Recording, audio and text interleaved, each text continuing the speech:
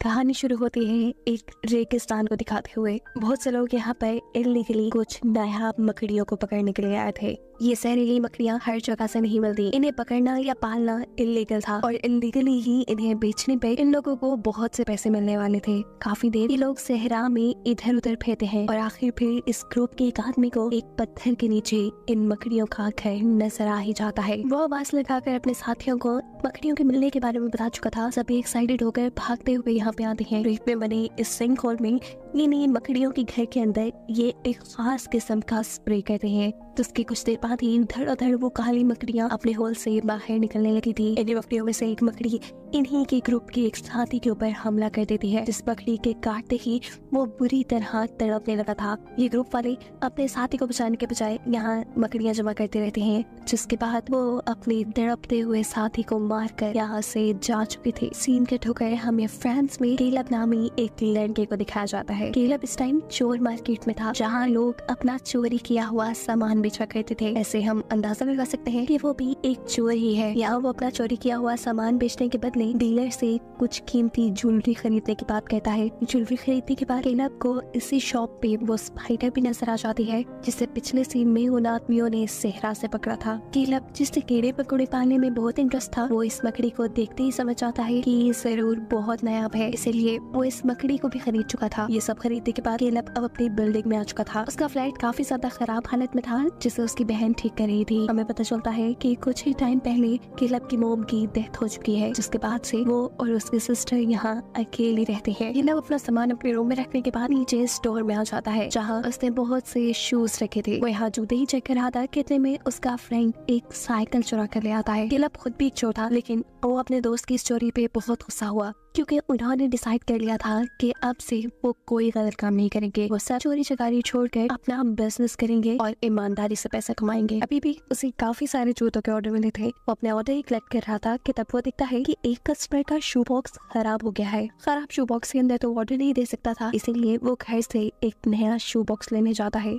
घर आते ही वो देखता है कि उसके रूम की इलेक्ट्रिसिटी बंद, और ये देख उसका दिमाग खराब हो जाता है। रूम की लाइट्स बंद करना समझो एक बहुत बड़ा जुर्म था, क्योंकि वहाँ उसने बहुत से इंसेक्ट्स यानी कीड़े मकोड़े पाले थे जो बिना लाइट के कम टेम्परेचर में मर जाते। केलब अपने सिस्टर से कहता है, यार तुम ये सब क्यों करती हो, क्या जरूरत थी मेरी रूम की लाइट बंद करने की। जवाब में वो कहती है, तुम्हें पता है इलेक्ट्रिसिटी बिल्स कितने आ रही है, सारी लाइट्स तुम्हारे कमरे में ऑन रहती हैं, बिल्स कौन देगा, कहाँ से पैसे आएंगे, कुछ सोचा है तुमने। वैसे भी ये कीड़े मकोड़े हमें कुछ नहीं देने वाले हैं। वो यहाँ अपनी नई लाई हुई मकड़ी को भी एडजस्ट करने की कोशिश करता है, लेकिन उसके लिए यहाँ कोई खास जगह नहीं थी, इसलिए अब जो टूटा शू बॉक्स उसके हाथ में था, केलब उसी के अंदर उस मकड़ी को रख चुका था। ये सब करने के बाद वो चला जाता है अपनी मॉम की फ्रेंड की पार्टी में। अपनी मॉम के पढ़ने के बाद वो इन्हें अपनी मॉम ही समझता था। ये लेडी भी केलब से बहुत प्यार करती थी, और आज जो केलब ने इयररिंग्स खरीदे थे वो भी इन्हीं के लिए थे। वो केलब से कहते हैं, तुम सुधर रहे हो, अच्छी बात है, अगर तुम्हारी मॉम आज जिंदा होती तो वो बहुत खुश होती। खैर ये लोग अब मस्ती करते हैं, डांस करते हैं, और रात में केलब वापस घर आ जाता है। अब जैसे ही वो स्पाइडर उस मकड़ी को देखने के लिए शू बॉक्स खोलता है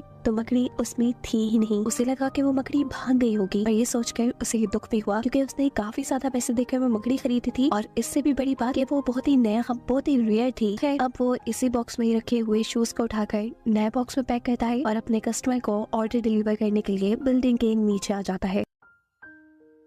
यह ऑर्डर उसे उसी की बिल्डिंग में रहने वाले एक आदमी ने दिया था। केलब को ये जूते कस्टमर को देते हुए इस बिल्डिंग का ऑनर देख लेता है। वो हमेशा से ही केलब पे शक किया करता था कि जैसे वो इलीगल काम करता हो, इसीलिए उसका ज्यादा टाइम केलब पर नजर रखते हुए गुजरता था। लड़का शूज लेकर अपने घर आ जाता है, और जैसे ही उन्हें ट्राई करने के लिए पहनता है तो उसे शूज के अंदर कोई अजीब गरीब चीज फील हुई। उसके अंदर बहुत बड़ी सी स्पाइडर थी। शुक्र था कि उस स्पाइडर ने उसे काटा नहीं। असल में केलब ने तो अपनी तरफ से स्पाइडर शू बॉक्स में रख दी थी, लेकिन वो स्पाइडर इस शूज के अंदर चली गई थी। जो शूज दूसरे बॉक्स में रखकर केलब इन्हें दे चुका था। ये आदमी अब जैसे ही शू को झाड़ता है तो उसमें से एक के बाद एक बहुत सारी स्पाइडर्स निकलती है। यानी स्पाइडर ने शूज के अंदर अपने बच्चे भी दे दिए थे। ये सारी स्पाइडर्स इस आदमी को काट लेती हैं। इस आदमी का जिस्म अचानक से सुन्न हो जाता है। वो अपने आप को बचाने के लिए भी कुछ नहीं कर पाया था, और कुछ ही देर में उसकी मौत हो गई थी। घर पे अभी तक केलब बहुत ज्यादा परेशान था। केलब की सिस्टर और उसके फ्रेंड्स जो इस घर को सेट कर रहे थे, जब वो उसकी परेशानी पूछते हैं तो केलब यहाँ साफ साफ उन्हें बता देता है कि वो एक जहरीली स्पाइडर यहाँ लेकर आया था, जो गलती से उससे गुम हो गई है, और अगर वो स्पाइडर किसी को भी काट गई तो उसकी मौत हो सकती है। अभी ये लोग बातें कर रहे थे कि तभी ये नोटिस करते हैं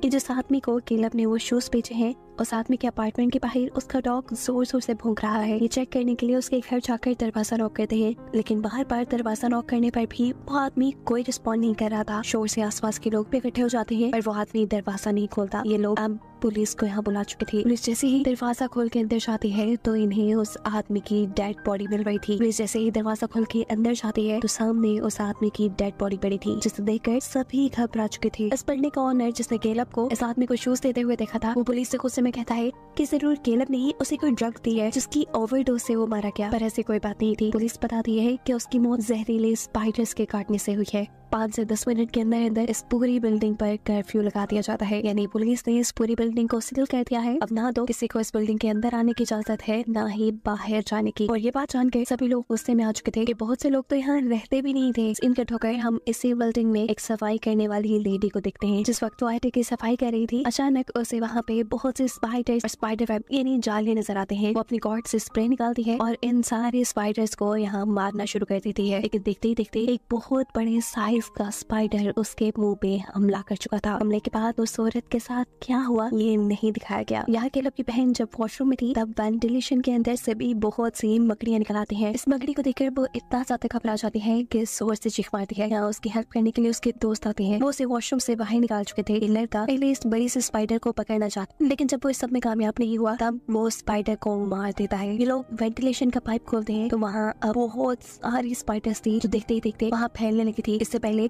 कि वो वॉशरूम से निकलकर पूरे अपार्टमेंट में फैल जाती, ये लोग वॉशरूम को सील कर देते हैं। केलब हैरान था। वो इन्हें बताता है कि ये सेहरा की मकड़ियाँ हैं। कम टेम्परेचर में इनका बच्चे देना तो दूर, इनका जिंदा रहना भी मुश्किल था, लेकिन पता नहीं कैसे उसने इतने बच्चे दे दिए। अब ये सब डिसाइड करते हैं कि अगर यहाँ रहे तो मर जाएंगे, इन्हें किसी तरह इस बिल्डिंग से बाहर निकलना होगा। पर केलब यहाँ से जाने को तैयार नहीं था। वो कहता है कि ये बहुत बड़ा खतरा है, हमें यहाँ रहकर यहाँ के लोगों को इस खतरे से अवेयर करना चाहिए ताकि वो लोग भी अपनी जान बचा सके। लेकिन ये लोग केलब की बात नहीं सुनते और आधे से ज्यादा लोग इस बिल्डिंग से बाहर निकलने की कोशिशों में लग जाते हैं। लेकिन बिल्डिंग पे तो कर्फ्यू लगा था। यहाँ केलब और उसका वो दोस्त जिन्होंने इस बिल्डिंग में ही स्टे करने का फैसला किया था, वो पूरी बिल्डिंग का विजिट करके चेक करते हैं और दर्दनाक हकीकत इन्हें ये पता चलती है कि वो स्पाइडर्स बहुत बड़ी तादाद में पूरी बिल्डिंग में फैल चुके थे और उन्होंने ही बिल्डिंग में रहने वाले काफी सारे लोगों को भी मार डाला था। दोनों ही घबरा कर अपने अपार्टमेंट में वापस आ जाते हैं। यहाँ आकर वो देखते हैं कि इनका ग्रुप भी वापस आ चुका था, क्योंकि उन सभी को इस बिल्डिंग से बाहर जाने का कोई रास्ता नहीं मिला। वो लोग इस अपार्टमेंट में ही थे कि तभी इस बिल्डिंग का ऑनर यहाँ जाता है, क्योंकि उसे लग रहा था कि सबके पीछे केलब है। ये लोग दरवाजा खोलते हैं